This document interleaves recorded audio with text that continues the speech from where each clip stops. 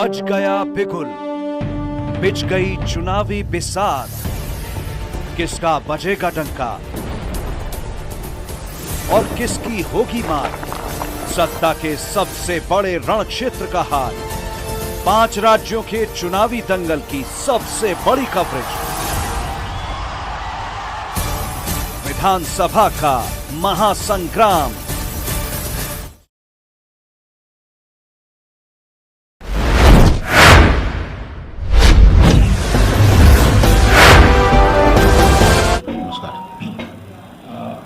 इस विधानसभा क्या रणनीति रहेगी आपकी?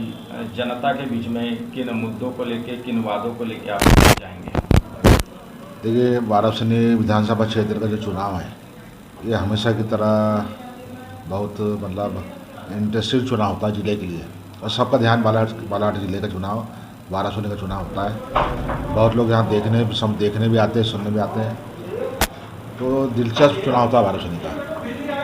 हॉट सीट के बारे में कहा जाता है, हॉट सीट है। तो ये चुनौतियाँ इस बार भी है कि मैं पिछले बार कांग्रेस से टिकट कटी, कांग्रेस ने मुझे बाहर कर दिया। मैं 15 दिन का चुनाव लड़ा, निर्दलीय चुनाव, ट्रैक्टर छाप से। बहुत दिलचस्प चुनाव हुआ, और जैसे पिक्चर में होता है हर तरह का। और आज परिस्थितियाँ ऐसी बनी कि मुझे, क्योंकि 3.5 साल मैंने माननीय शिवराज सिंह चौहान जी के साथ मैंने काम किया, समर्थन के बदले उनका जो सहयोग मिला, मैंने अपने क्षेत्र की जनता का पूरा समर्थन उनको दिया सरकार चलाने के लिए। और मैंने जब समर्थन दिया तब मेरे को लेके 1 वोट पर जाता था बीजेपी के पास, राज्यसभा में भी और विधानसभा में भी। बाद में तो फिर उपचुनाव हुआ तो बहुत लोग जीत के आ गए। तो 3.5 साल में जो सहयोग मिला उनका, कि पिछले 25 वर्षों में जितना काम वाराणसी क्षेत्र में नहीं हुआ, चाहे पुल पुलिया हो, सड़कें हो, गार्डन हो, इंडोर स्टेडियम हो, सड़कें, लाइट, हर तरह ग्रामीण क्षेत्र का विकास।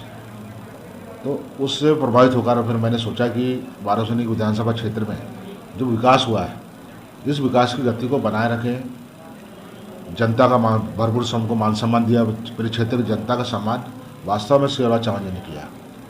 उस सम्मान के बदले फिर मैं सोचा कि इस गति को, सम्मान को आगे भी जारी रखा जाए।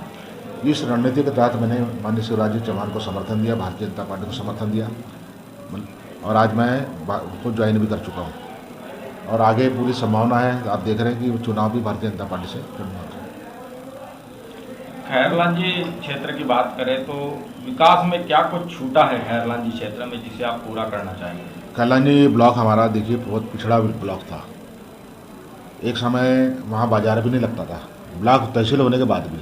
लेकिन आज आप देखेंगे कि वहाँ बाजार लगता है, बड़े बड़े दुर्गोत्सव, दशहरे का आयोजन होते हैं। हमने खैरलांजी की चारों तरफ की सड़कें हमने बनवा दिया है। आज जिधर भी जाना चाहे खैरलांजी से, चारों तरफ की सड़कें, लाइट की व्यवस्था अच्छी हो गई है। लेकिन जो मैं नहीं करा पाया वो था स्टेडियम का काम, क्योंकि खैरलांजी में जगह हमारे पास नहीं मिल पा रही थी। जो भी जगह थी वो शहर के बाहर मिल रही थी। आज खैरलांजी का कॉलेज भी जो बना, उसमें भी दिक्कत जा रही थी जगह की। तो आज खैरलांजी का जो कॉलेज है वो भी खैरलांजी के बाहर बना हुआ है। ये समस्या को देखते हुए इसके बावजूद हम प्रयास कर रहे हैं कि जो नज़दीक से नज़दीक जगह हो सकती है, हम आगामी समय में हम वहाँ पर स्टेडियम बनाने जा रहे हैं। हमने रेस्ट हाउस की व्यवस्था भी वहाँ की। अभी हमने रेस्ट हाउस का, ब्लॉक है, अधिकारी आते हैं, सबको काम पड़ता है, रेस्ट हाउस होना चाहिए, उसकी जगह भी सुनिश्चित करा ली।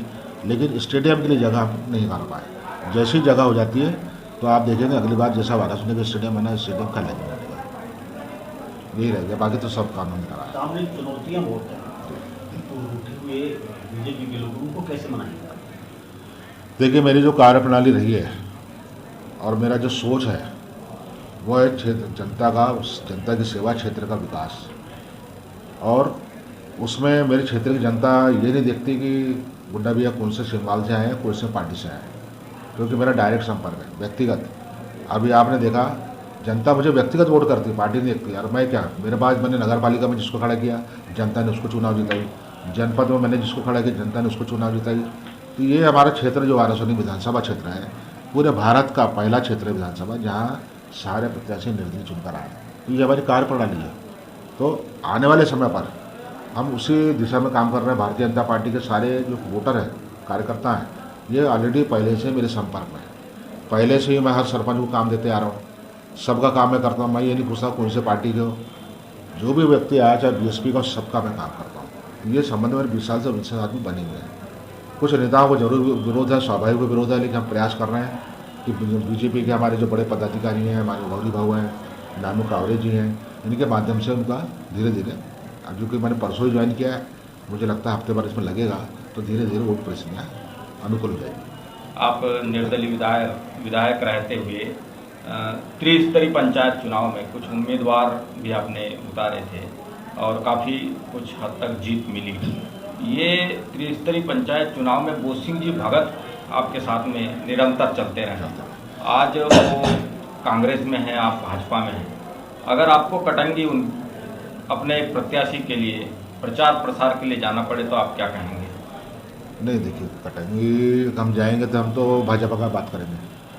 ये सीधी सी बात है, सैद्धांतिक बात है कि मैं जहाँ भी जाऊँगा भारतीय जनता पार्टी के लिए ही काम करूँगा। मैं रहा सवाल बाकी जो पंचायती चुनाव में, तो जहाँ जैसे परिस्थिति बनी, जैसे वाराणसी ने देखा, अब वाराणसी ने तो हमने कांग्रेस और भाजपा के खिलाफ चुनाव लड़े।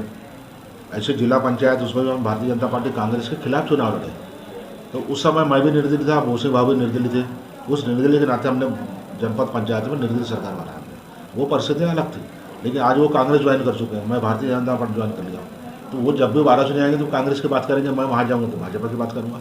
ये क्लियर है बिल्कुल चीज़, कोई दिक्कत नहीं। माना कि आप राजनीति के मंजे हुए खिलाड़ी हैं, अभी भाजपा में शामिल हुए हैं और प्रदेश स्तर पर देखा जा रहा है कि भाजपा की सरकार कुछ ढलती नजर आ रही है।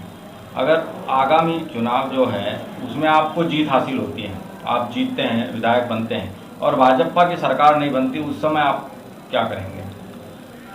देखिए, ऐसा होगा नहीं। हालांकि आज जो परिस्थितियाँ बन रही है और कांग्रेस पार्टी ने, ये बहुत बड़ी कमजोरी कांग्रेस पार्टी की है कि जब चुनाव के समय टिकट डिक्लेयर होती है, टिकट बंटवारे में कांग्रेस की सबसे बड़ी कमजोरी है कि ऐसे लोगों को टिकट दी जाती है जो सेकंड थर्ड लाइन के नेता रहते हैं। फर्स्ट लाइन वाले को, मेरे जैसे लोगों को जानबूझ के काट के रखा जाता है। ये सीनियर ना होने पाए, ऐसे लोगों को काटो, सेकंड लाइन थर्ड लाइन को दो। ये मेरे अलावा 15 जगह और होता है। इस बार भी वैसे ही हुआ है और ये कमजोरी कांग्रेस को डुबोएगी और इस बार पुनः भारतीय जनता पार्टी की सरकार सुनिश्चित रूप से बन रही है। जो मेरा अनुभव है, अब जैसे बहुत सारे लोगों से पता मैंने चर्चा किया, सर्वे में चर्चा किया मैं आपको दावे के साथ बोलता हूँ कि इस कमजोरी के कारण कांग्रेस पार्टी की सरकार पुनः नहीं बनेगी और भारतीय जनता पार्टी की सरकार सुनिश्चित रूप से बनेगी। रहा सवाल सरकार नहीं भी बनी तो ये बहुत काल्पनिक विषय है। मैंने तो विपक्ष में रहने का अच्छा खासा अनुभव है।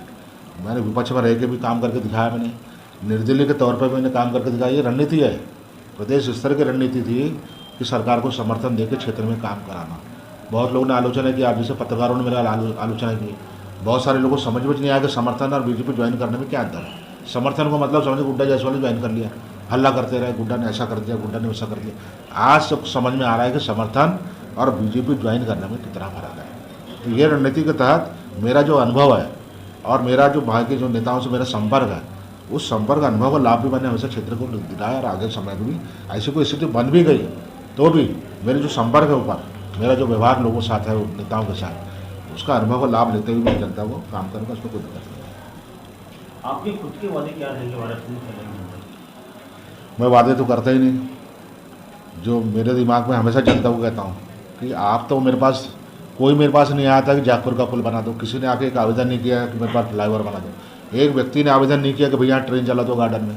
मुझे किसी ने नहीं कहा कि इंडोर स्टेडियम बनाओ। ये जनता के साथ मेरे को छोड़ दो। मैं बोलता हूँ आप जो आते हैं वो तो मैं काम करूँगा, करता ही मैं, लेकिन मुझे खुद मालूम है, इतना अनुभव तो आपने दिल्ली भोपाल भेजा है, तो दिल्ली में जो सुविधाएँ, भोपाल में जो सुविधाएँ, इंदौर में जो सुविधाएँ, वो सारी सुविधा मैं यहाँ आने का प्रयास कर रहा हूँ। ये लोगों को बोलता हूँ मैं और मैं करके दिखा भी रहा हूँ सबको।